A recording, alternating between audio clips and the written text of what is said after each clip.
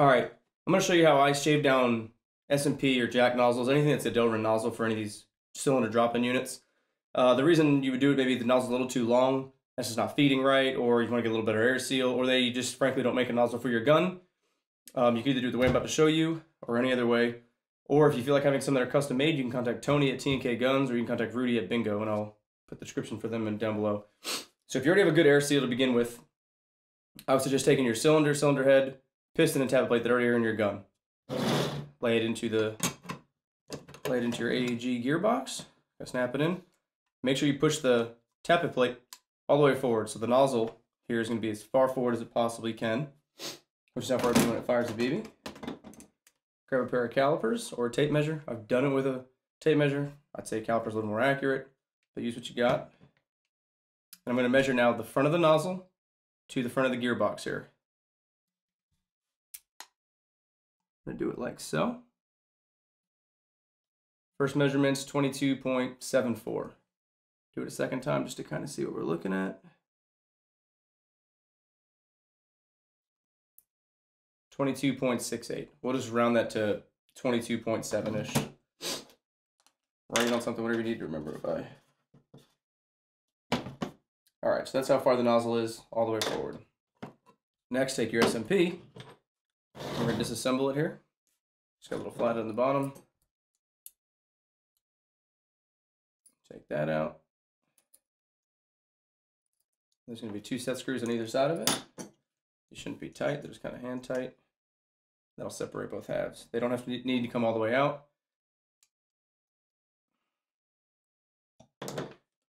Now the nozzle that I already did in here has already been shaved down. But I'm going to show you how I got there. So essentially, if I measure this nozzle, I'm going to put my thumb in the back here to hold the nozzle all the way forward so when I go to measure it doesn't get retracted. Let's see how long the nozzle is that I already shaved down. The same technique.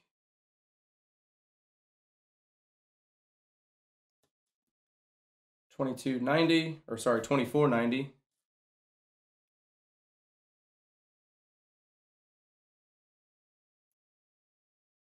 $24.86.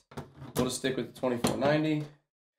Now, you may ask, it's a little long, right?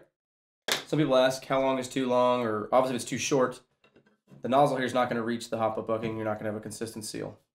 So, grab the, let's say the hop-up chamber you're going to be using. This is the stock one that comes in the gun. I'm going to keep using this. Let's see how far too far is. A couple ways you can do this. A lot of people go by 1 millimeter longer than what stock is, and usually they're all right with that. And that usually typically works out to be just fine. If I can pull the hop-up unit off here without shredding this bucking. Well, if it shreds it, it shreds it. Just come off. All right. So, for the bucking lips, if you can see inside there, there's a little bit of a difference between where the bucking lips are and then where the actual barrel starts. So, let's take a little measurement there. I'm going to put the caliper on the barrel there. Kind of come down until it hits the bucking lips. I got 238. Let's do one more measurement here. And I got 242. So, from the front of those bucking lips to the actual inner barrel, 2.40, let's just say millimeters. Let's put this back together. So if you were to make your nozzle 1 millimeter longer than stock, you know for a fact the nozzle is not going to run into the actual inner barrel, which would be a big no-no. Now, that might vary on your setup. Definitely measure for whatever you're using. Now, I'm just going to take some old junky nozzle. Not that it's junky, that it's bad. It's just I've used this on many different projects. I personally keep buying, well, not keep buying, but I personally use like a Scar H nozzle for the guns I keep using. They happen to need a really long nozzle. Scar H nozzle is really long and I can shave it down. So it's pretty self-explanatory of what I do. Grab a bastard file. This is not rocket scientist by any means here. I'm going to try and do this in like 4 different points. I'm literally just going to hold the nozzle and try to find something that's going to keep you so you're consistently trying to file in the same time. So I'm going to count to, let's say, like 10 in my head. I'm just going to hold the nozzle, and I'm simply just going to take the file to it and just go back and forth as even as possible for, let's say, a count of 10.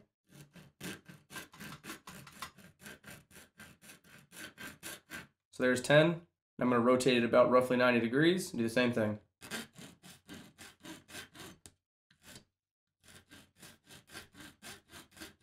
Another 90 degrees.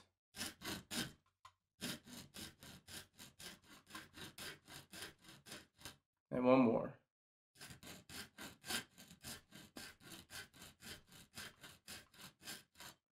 And the reason I'm rotating is that way I can try to evenly keep going across the nozzle, and I'm not going to make it a big canted angle here, which is not what you're going to want.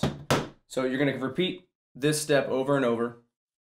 You're going to then take it, put it inside your cylinder head for the SMP, and drop it back in the gearbox. You'll take your calipers again, and you will continuously keep measuring and measuring until the desired length is what you are going to need to use. Now once it's at the desired length you're going to need to use, you need to put a chamfer on it. If it's just a flat edge, it'll still go into the bucking, but it's going to make it way harder, and depending on the angle of the lips, on some different buckings, it'll kind of just push the bucking lips. You want to kind of go inside of them. So I grab a Dremel is what I use. Some people might disagree with this. Now the barrel sander on here has been heavily used. It might as well, I wouldn't use this for anything else. It physically won't sand anything. But I'll take it and I just kind of put it on low. Take your nozzle. The idea is you want to have the even concentric angle going all the way around the nozzle if possible. So kind of get your hand steady in some kind of way you can hold this. Turn it on and simply just, I'll go back and forth. And I'll just slowly keep just rotating it and keep putting an angle on it all the way around. Keep looking, observing to see how big the angle is. Try not to move your hands if you don't have to. That way you can keep the same angle going all the way around so you don't have 18 different angles going on it. And stop and observe and check it. Now I'll show you the one that I already did, if you'll be able to see it.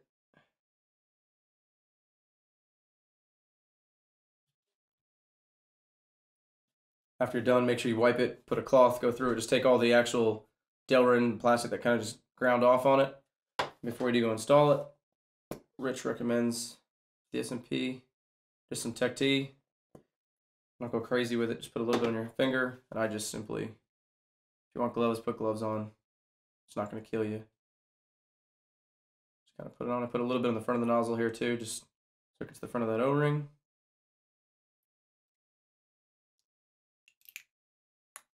Slide it back in. Put a little bit around this O-ring as well. Then literally just reassemble. Hand tighten these.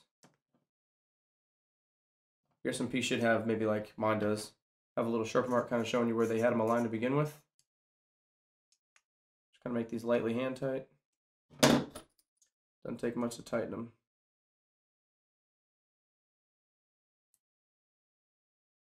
And that's literally all I do in a nutshell.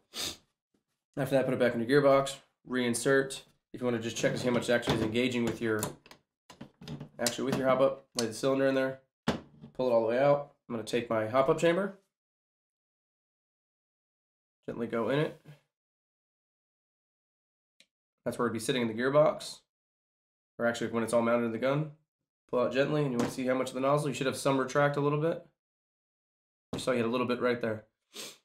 And, well, that's all you do. If you have any questions, comments, concerns, put them in the comments below. Again, if you don't want to do this, Rudy and Tony both do them. I'll put a link to their 2 sites in the description below in case you guys don't want to go ahead and give this a go. Other than that, have a good one.